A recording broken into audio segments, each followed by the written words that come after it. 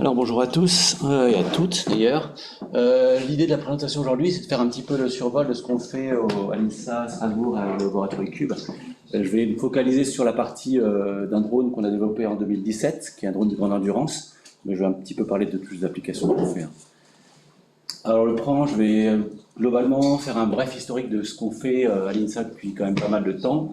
Je vais définir les stratégies globales de l'équipe de l'INSA de la partie cube sur la partie drone. Et ensuite, je focaliserai sur différentes applications, exemple des systèmes biosourcés, donc un peu, c'est pas vraiment du low-tech, mais du biosourcé, d'hybridation pour propulser les drones, mais c'est plus des drones de grande envergure, hein, et les futurs projets. Alors, au niveau de l'historique, on travaille sur les drones depuis 2002 à l'INSA, qui s'appelait pas INSA à l'époque. Sur la base de, en gros, on a commencé les drones avec un challenge des GA au NERA, qui avait pour but de développer des drones pour survoler une base militaire et faire du scan de base militaire à l'époque. Donc il y avait une compétition là-dessus. On a commencé cette application drone sur cette thématique-là.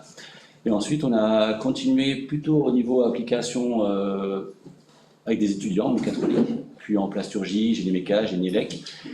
Et depuis, on participe régulièrement à des conférences, compétitions IMAB. Donc, ça fait quand même presque plus de 10 ans qu'on participe aux compétitions. On a terminé deuxième l'année dernière, troisième il y a en 2019. Donc on commence à rentrer un petit peu, à avoir certaines compétences qui se perdent au fur et à mesure qu'on perd les étudiants et les thésards, mais on essaye de maintenir un maximum. Alors, exemple d'applications sur lesquelles on travaille, on travaille sur la modélisation de multicoptères, ici, par exemple, avec des charges suspendues. Donc, on avait développé ça avec un stage de master. L'idée, c'était de modéliser tout le multicoptère et ensuite de calculer les correcteurs intégrés sur des pixels pour asservir le système en charge suspendue. D'autres applications, on travaille sur contrat, alors on avait un contrat avec Handicap sur tester l'IA pour, en gros, faire de la recherche de mines. Là, c'est une photo de mine dans le désert de Tchad.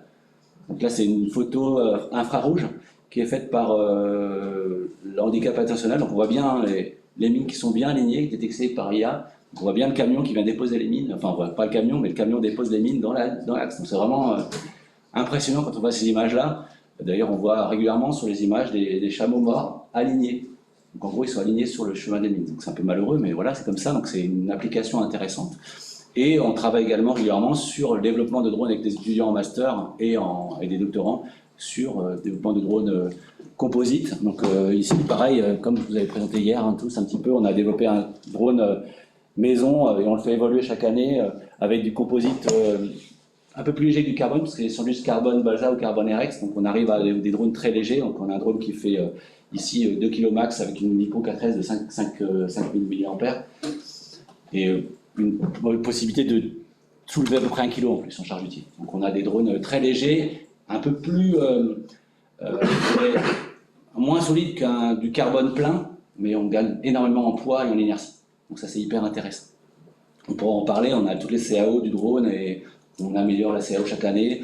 Cette année, on avait développé des parties en PETG intégrées dedans pour le rendre un petit peu plus aérodynamique et intégrer des composants. Donc là, on a un lidar, là, on a une caméra PI.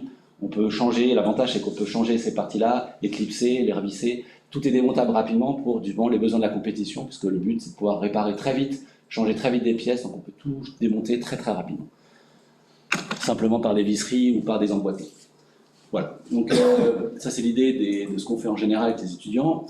Au niveau recherche, on travaille sur la modélisation de drones, sur l'applicativité drone, et le gros projet qui a bien relancé la thématique, c'est le projet Interreg que j'ai déposé en 2017.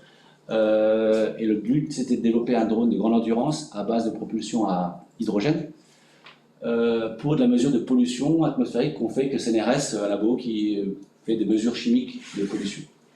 Ici, on mesurait le CO, COV, CO2, pas mal de polluants, et on a développé une petite charge embarquée sur le drone qui est autonome pour l'instant, et on continue à travailler sur cette application-là. Donc le drone, on retrouve ici le prototype qui fait 5 mètres d'envergure, qui faisait 16 kg pour les essais.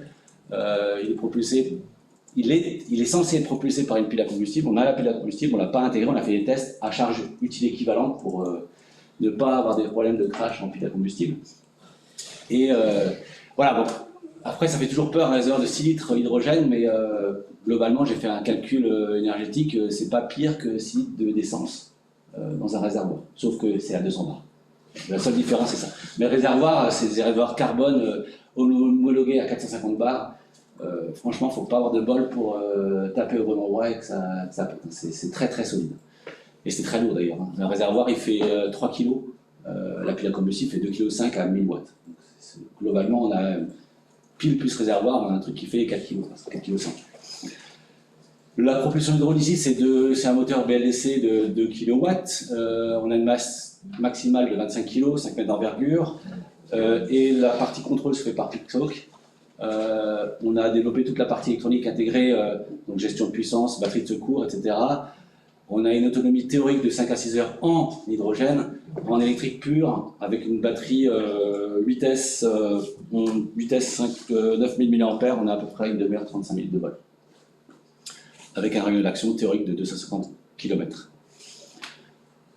Voilà, donc ça c'était un projet qui permet de lancer l'application drone, et on a continué à travailler sur cette thématique-là, en développant plusieurs thématiques de recherche. Donc, ce qui nous intéresse, nous, en tout cas moi, en tant qu'électronicien, c'est la partie hybridation de sources énergétiques. En gros, l'idée, c'est d'hybrider différentes sources comme piles à combustible, supercapacité, batterie lithium et d'autres sources, et d'optimiser les algorithmes de gestion entre les sources, dans ce qu'on appelle les EMS, Energy Management System, pour optimiser soit la durée du vol, mais c'est plus compliqué, mais surtout la durée de vie des sources. C'est ce que font en gros les constructeurs automobiles aussi. Hein.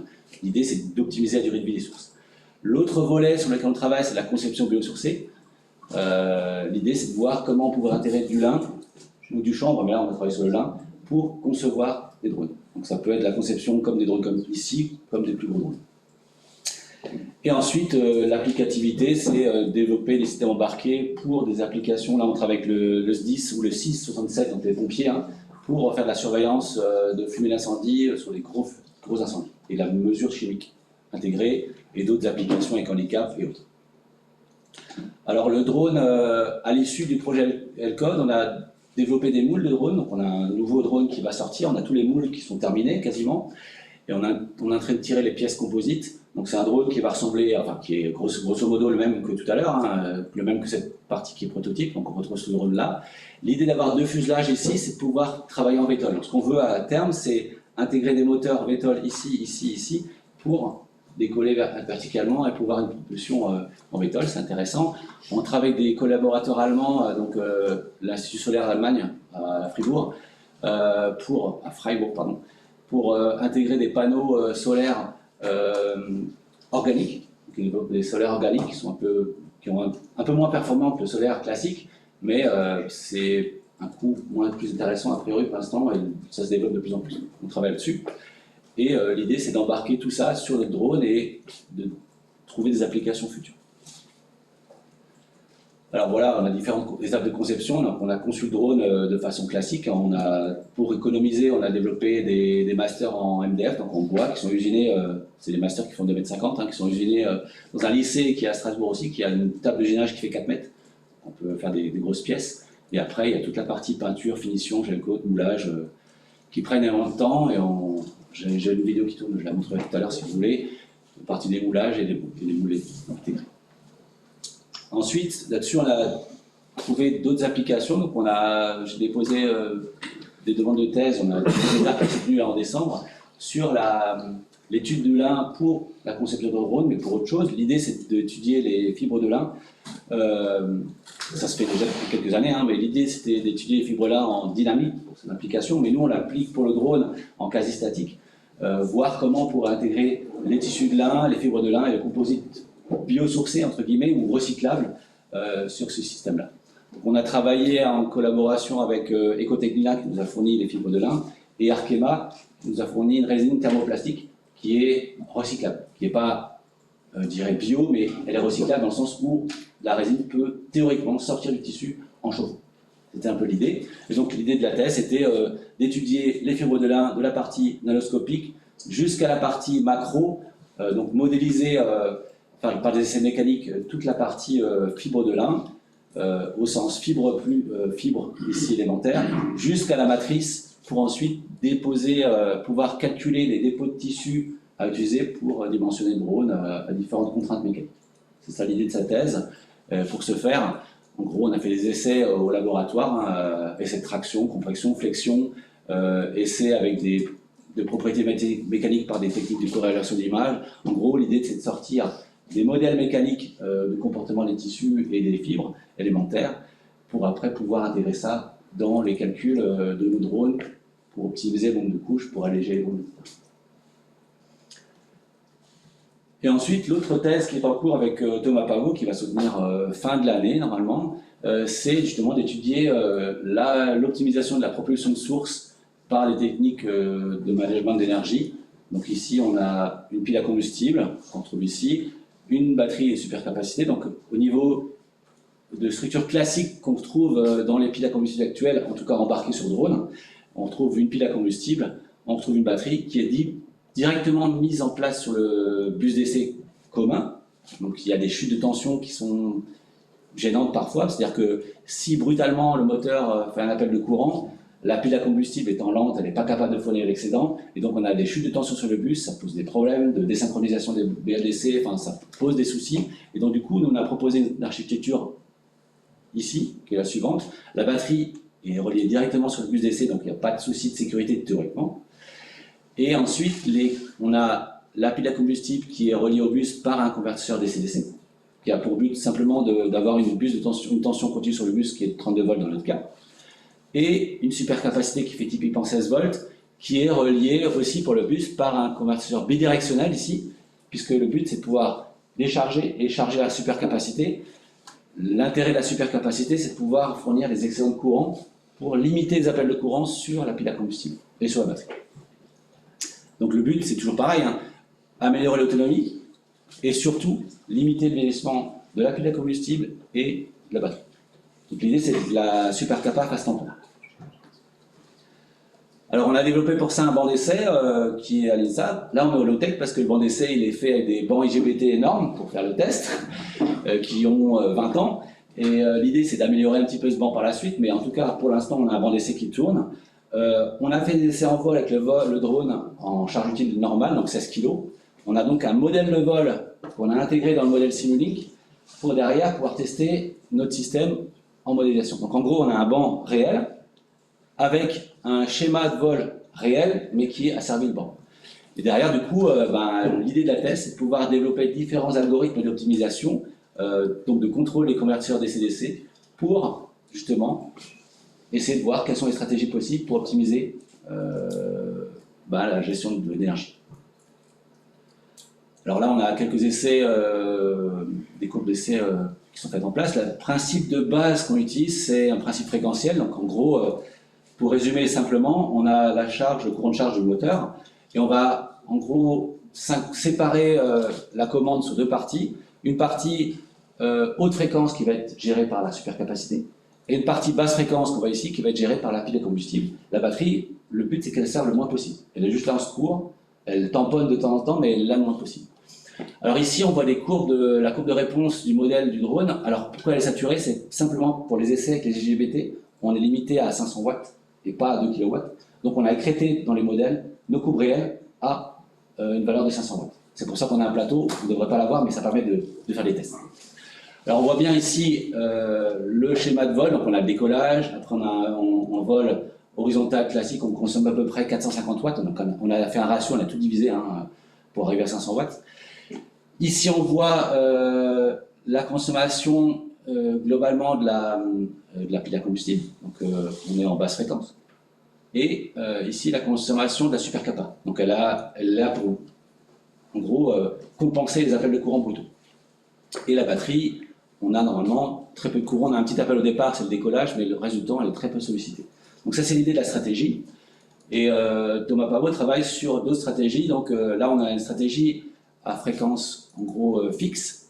Et l'idée, c'est ce qu'on va publier, donc on va pas donner trop de détails, mais l'idée, c'est d'avoir une stratégie fréquentielle à fréquence adaptative. On va donner les taquets des fréquences et on va automatiquement adapter les fréquences au système en fonction des besoins. Et les besoins, en gros, en tout cas pour notre cahier des charges, les besoins, c'est ce qu'on appelle le SOC, donc c'est l'état de charge de la supercapacité. Donc ce qu'on veut, c'est pas dépasser la décharge de moitié de la supercapacité, donc à peu près 25% du socle, ce qu'on appelle 25% du socle. Et donc en gros, on va gérer le socle de la supercapa pour qu'elle soit capable de tout le temps fournir l'énergie qu'on veut s'il y a besoin d'appel de courant. Et là, on retrouve la structure classique, hein, basse fréquence pour la pile à combustible et haute fréquence pour la supercapa, sauf que la fréquence de la supercapa, la fréquence de coupure, elle varie, elle est contrôlée. Donc là, on a quelques réponses, donc je ne vais pas tout détailler, mais ce qui est intéressant de voir, c'est super. Là, on a, en gros, à 0,2 radios par seconde, on a une fréquence plus ou moins optimale. Et là, on a un système à fréquence variable.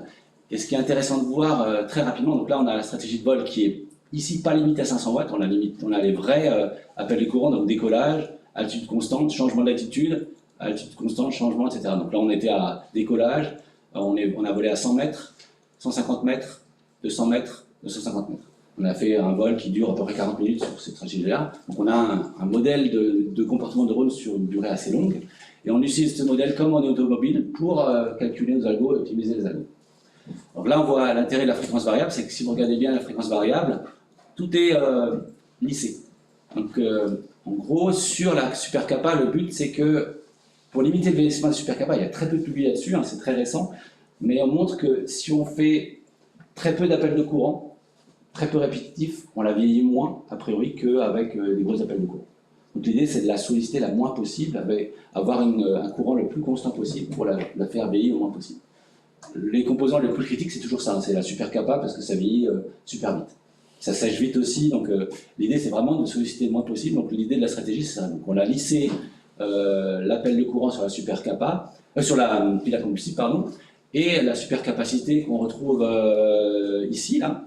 On voit bien qu'en stratégie à fréquence variable, on utilise pleinement le socle, donc en gros le taux de décharge de la supercapa. Alors que dans les autres stratégies, on l'utilise un peu moins, plus ou moins bien. Et là, en fréquence variable, on utilise la pleine dynamique entre gros 25% et 75 à 80% de la supercapa. Et là, on voit simplement, donc c'est juste pour rappel, les différentes fréquences sollicitées avec la fréquence variable au fur et à mesure du temps. Donc voilà, l'idée du travail c'est ça, et maintenant on essaye d'autres stratégies comme la stratégie H infini pour optimiser encore les choix, soit de socle, soit de la fréquence pour améliorer ces stratégies d'hybridation. Et puis au niveau des applications sur lesquelles on travaille, donc j'ai déposé un projet Interreg récemment avec les pompiers, avec des collègues allemands et des collègues chimistes du laboratoire du CNRS, pour en gros automatiser ce drone-là pour faire de la surveillance en bordure de fumée d'incendie, de gros incendies. Hein. L'idée, c'est pas de travailler sur des petits incendies, pour mesurer chimiquement les fumées. Donc clairement, si on rentre dans la fumée, c'est foutu parce qu'on sature les capteurs et ça ne sert plus à rien. Donc l'idée, c'est de rester en bordure de fumée, donc d'établir des stratégies par les capteurs embarqués sur le drone, pour automatiser le drone, pour qu'il reste tout le temps en bordure de fumée, et qui fournissent en liaison descendante toutes les informations aux pompiers pour pouvoir avertir les autorités. Parce que l'idée, c'est les pompiers ont besoin, quand il y a un gros feu comme ça, de pouvoir avertir les préfets et les autorités pour dire est-ce que la population doit être évacuée ou pas, bien sûr par rapport au feu, mais surtout par rapport aux fumées et au danger des fumées. Donc l'idée, c'est ça. Après, il y a d'autres contraintes qui sont la taille du drone, le fait qu'on ait droit ou pas de voler. Et ça, c'est pour l'instant, je dirais que ça nous regarde moins, parce que sinon on ne ferait rien. Donc voilà, on travaille sur ça, et pour l'instant, tous les drones qu'on fait, on les fait sur des terrains de modèle réduit, en classe modèle réduit classique. On a toujours la radiocommande de sécurité, mais on travaille modulo. Si vous avez des questions.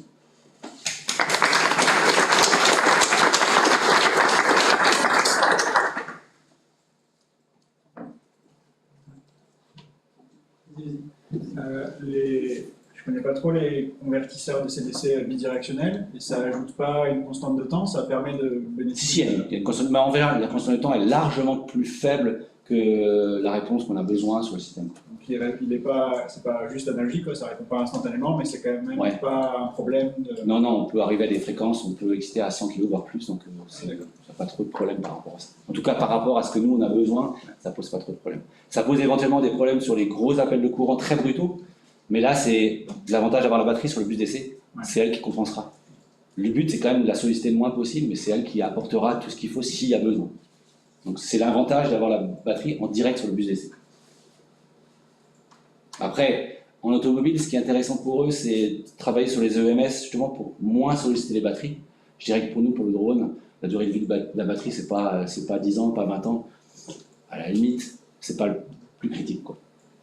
Mais bon, l'idée, c'est de travailler sur les EMS au sens large. On travaille sur le drone, là, en applicativité, mais on travaille aussi sur l'automobile, sur les robotiques, sur les deux types de robots. Donc, voilà. Tu disais donc le truc principal, c'est l'usure de la pile à combustible. C'est pas parce qu'à un moment donné, tu as dit pile à super capacité, mais. Non, la super capa, on s'en fiche. Le but, c'est qu'elle fournisse ce qu'il faut quand il faut. Ouais. Par contre, la pile à combustible, là, oui, c'est elle qui est la plus critique et la plus chère, en fait. Parce que la batterie, pour notre appli, c'est pas. Voilà. Pour l'automobile, je vais comprendre que ce soit important. Pour nous, c'est la pile à combustible. Oui, dans le schéma que tu nous as présenté, j'ai pas bien compris où se situaient les panneaux solaires. Alors là, ils sont pas. En fait, les panneaux solaires, c'est un futur projet qu'on va déposer. En gros, je vais reprendre le schéma qui est là.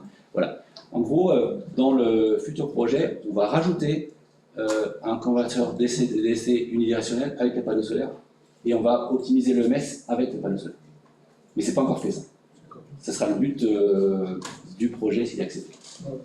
Et d'une thèse qu'on dépose actuellement. Mais il ne serait pas là pour charger la batterie? Ah, il va être là, bien sûr, pour charger la batterie. Hein. En gros, on a à peu près 1 mètre carré potentiel de surface. Avec le rendement qu'on a, on peut estimer au maximum avoir 100 watts.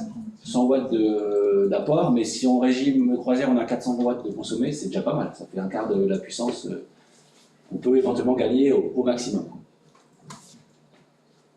Et l'idée, c'est d'appliquer ça sur le drone, mais pareil, c'est de voir comment on peut rendre les sources autonomes avec une pile à combustible, une batterie, une solaire, et voir comment on peut faire, comment optimiser la durée de vie de tout le système. Du coup, tu estimes à peu près à 100 watts ce que tu vas récupérer en. Max, ouais. Max, ouais. Mais tu perds en poids quand même. C'est à voir, ouais. On perd en poids, c'est sûr. Mais l'idée de la conception, c'est de voir comment on va pouvoir intégrer les panneaux solaires, ce qu'ils appellent OPV, c'est organique, dans le système. Donc le but, c'est de pouvoir voir si on peut les intégrer au moulage.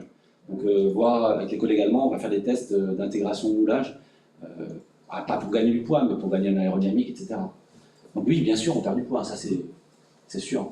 Alors la question, c'est est-ce que le poids perdu fait que la consommation augmente de 100 watts? Je ne suis pas certain. La consommation, elle n'augmente pas de 100 watts si on augmente de 500 grammes de poids. Vraiment. Bah, sauf sur les phases de décollage, quoi, si tu veux faire du VTOL. Décollage, de toute façon, oui, décollage, en VTOL, c'est vraiment une durée très courte, hein, sinon on perd énormément. Et décollage, là, on décolle au sans dos. Si on va aller le site, il y a une vidéo, on décolle au sans dos, et non, c'est 25 kg, donc on a un sans dos qu'on tire comme des bourrins, on a une pédale de lâcher, et voilà. Et c'est pour ça qu'en VTOL, c'est quand même mieux, quoi, si on peut décoller. Ouais, mais ça va rajouter énormément de poids. C'est l'inconvénient à voir. Et je sais, mais on serait plus versatile, on décolle de n'importe où, on se pose n'importe où. C'est surtout sur l'atterrissage, donc c'est intéressant le VTOL. Je dirais que c'est les deux, ouais, je dirais les deux, parce que là, il faut un champ qui fait quand même. En décollage, on a utilisé 50 mètres, mais le temps de prendre l'altitude, on a besoin de 150 mètres. Et l'atterro, c'est encore plus long. Ah bah, le décollage, c'est en l'air que tu as besoin, non? Parce que tu es au sans dos, donc en fait, tu as besoin juste de ta catapulte. Ouais. Une fois qu'il est parti, après, tu t'en fiches un peu de ce qu'il y a en dessous, non? Tant que il faut être au-dessus des arbres. Ouais. On décolle à peu près à. C'est pas dégagé, quoi. Ouais, c'est ça. On décolle à vitesse de décrochage, c'est 30 km/h à peu près. D'accord. Donc il faut au moins atteindre les 30-40 km/h à 16 kg, il faut quand même le propulser, quoi. Et ensuite. Après, ça monte vite, hein. On a un taux de montée assez important avec 2 kW, mais il faut quand même dégager le système de départ et l'atterrissage, pareil, c'est encore pire parce que. On arrive avec des volets, on a fait des mixages sur Pixel pour avoir des volets bien freinés de drone à l'atterrissage. Mais c'est pas 5 mètres non plus, quoi. Ouais. Voilà. Pourquoi le lin, le choix du lin comme matériau? Alors pourquoi le lin? Parce qu'en France on est presque leader du lin, en Normandie. Et d'ailleurs oui, on est le leader, un des gros leaders de production de lin. Le chanvre aussi, mais le lin énormément, partie Normandie, donc d'ailleurs avec Ecotechnia qui est une boîte qui est basée en Normandie, travaille là-dessus. Qu'est-ce qu'il y a? Il y a France, en Europe, d'ailleurs en Europe on est leader du lin, hein. Il y a France et il y a Pays-Bas, principalement. Alors voilà, pourquoi le lin? Après là, ça pose d'autres soucis. Au niveau comportement physique, en gros, je dirais que c'est à peu près la fibre de verre. Au niveau comportement mécanique, module Young, c'est la fibre de verre. Carbone, c'est quand même 4 fois plus. On a des modules Young 4 fois plus élevés. Donc on ne pourra pas s'affranchir du carbone, ou alors on a des masses énormes. Mais on peut remplacer le verre par le lin. Et du coup, le carbone nous sert juste aux longerons principaux. Le reste du temps, on peut tout faire en lin. D'ailleurs, les constructeurs automobiles, etc., sont intéressés par ça. Mais il y a d'autres problèmes parce que la fibre de verre en conception, ben, on maîtrise bien. Le lin, ça dépend de la météo. Et donc, en fait, ils font des cuvées, en fait, hein, c'est comme le vin. Hein. Ils font des mélanges de fibres de lin de différentes années pour avoir une homogénéisation des fibres, pour avoir un comportement mécanique qui est assez homogène. Et ça, c'est un gros problème parce que l'industrie automobile et aérienne veut aussi utiliser ça. Mais avoir un recul sur le vieillissement, sur une production qui est constante, c'est compliqué. Mais du coup, il y a pas mal de publications sur cette thématique de lin, sur modélisation, comment modéliser le lin, en fonction de la section du brin, d'humidité, enfin ça dépend de plein de choses. Et c'est intéressant. Hein. On a appris plein de trucs, quoi. C'est pas mal. On va voir comment on va pouvoir intégrer ça. Et donc tu dis le lin c'est 4 fois plus lourd que le. Non, pas en comportement module Young. Hein. Ouais. En poids, C'est comme la fibre de verre, plus ou moins. Les tissus sont pas. De toute façon, les tissus qu'on achète, c'est pareil. On achète du tissu de 100 grammes par mètre carré ou 50 grammes par mètre carré. Au niveau de ce qu'on appelle, en gros, quelle est la quantité de résine qu'a besoin de pomper le lin pour faire un tissu, c'est peut-être un petit peu plus important que la fibre de verre, mais c'est pas énorme non plus. Et tu as en tête comment situer la fibre de verre par rapport aux plaques de carbone qu'on utilise En module Young ? Non, en poids. Bah, en gros, on a des. Enfin, quand nous on consomme nos pièces, c'est pas tout à fait vrai, mais on a 1 pour 1, c'est-à-dire que pour 100 grammes de tissu, on a 100 grammes de résine. C'est à peu près. On a un embuvage, qu'on appelle un embuvage de 1 pour 1. Mais c'est pas tout à fait vrai, ça dépend de la pression à laquelle on moule, des types de matériaux, mais moi je compte à peu près ça, et ça dépend des types de fibres, ça dépend de la structure des fibres. Mais grosso modo, 1 pour 1, on n'est pas mauvais. Et en tirant le vide de façon plus importante, on arrive à des embuvages meilleurs. Et plus l'embuvage est faible, mieux c'est, parce que plus on tend vers les comportements mécaniques du support et pas de la matrice. La matrice, dans le cas ici, c'était un thermoplastique commercialisé par Ecotechnia, dont les propriétés mécaniques s'approchent un petit peu de l'époxy, sauf que ça tient moins la température, à 80 degrés. Je suis pas sûr d'avoir compris. C'est quoi l'intérêt du lin par rapport à la fibre de verre? Aucun.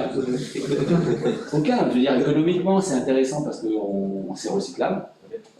Avec le thermoplastique, en chauffant, théoriquement, on arrive à sortir la résine et garder le tissu. Et puis, le tissu, il est recyclable, on peut le jeter. La fibre de verre, ils enterrent des pales d'éoliennes. Hein. Les cimetières de pales enterrées, c'est impressionnant d'ailleurs. Hein. Les vidéos. Ouais, ça donne moins envie. D'ailleurs, les constructeurs de pales intègrent de plus en plus du lin pour la construction. Voilà. On a encore le temps pour des questions. Oui. Ouais. Sur la pile à combustible, donc, tu disais, tu as calculé le nombre de watts par kilo que tu récupères par rapport à une batterie? Wattheure par kilo? Non, je l'ai plus en tête, donc je ne peux pas dire de bêtises. Je peux pas dire... Tu gagnes quel facteur? Parce que tu disais, là, je gagne. Par rapport à l'autonomie qu'on a? Ouais. J'ai plus en tête. Alors là, on a une pile de 1000 watts avec un réservoir de 6 litres hydrogène. On a calculé l'autonomie sur 400 watts à peu près de 5-6 heures. Et alors franchement, je ne vais pas dire de bêtises, j'ai plus le valeur en tête. Mais par rapport à une batterie, on y gagne. On a là une batterie qui fait 9 ampères-heure en vitesse. Alors j'ai plus le poids. Franchement, j'ai pas le poids en tête, donc je ne vais pas dire de bêtises, mais c'est intéressant. Ouais, d'accord. Il doit y avoir un facteur d'échelle en dessous d'une certaine taille. Oui, bien sûr. Et encore là, on a fait une bêtise parce que quand on a eu le projet à l'époque, en 2017, c'était les premières piles à combustible pour le drone qui sont sorties. Donc c'est vraiment une pile à combustible, je dirais, largement moins bonne de ce qui se fait actuellement. Ouais. On a surdimensionné la pile parce qu'on ne savait pas tout à fait quelle serait la puissance qu'on sait faire le drone. On a estimé Mais en gros, on a une pile de 1000 watts, on consomme 450 watts en régime à 90 km/h. On peut baisser avec une pile de 500 watts et on gagne en poids, c'est énorme. Les piles actuelles qui font cette puissance-là, on arrive à des poids qui font moins d'un kilo. Ce qui reste lourd, c'est l'hydrogène, le réservoir pressurisé, quoi. Donc je sais que les collègues de super-héros travaillent sur une possibilité à l'hydrogène liquide. Donc là, il faut travailler à des températures largement négatives, mais c'est juste pour en gros, ils font ça pour un record, et l'idée, c'est de montrer qu'on peut traverser l'Atlantique avec un drone à hydrogène liquide. Mais il y a des applications comme ça qui sont intéressantes aussi. Et on est à quel prix là, une pile à hydrogène? Celle-là ou les prix actuels Celle-là, on l'avait payé, je crois, dans les 20 000 € à l'époque. Maintenant, ça a quand même baissé. Hein. On a des prix, alors, c'est dans les 10 000 à peu près, ça dépend voilà, ça dépend des concepteurs. On essaie de discuter avec des constructeurs de piles pour voir ce qu'on peut faire. Il y a le Femto qui travaille énormément sur tout ce qui est piles à combustible hein, aussi. Hein. Donc, on a des collègues Femto avec qui on discute pour. Voilà. Merci. Merci.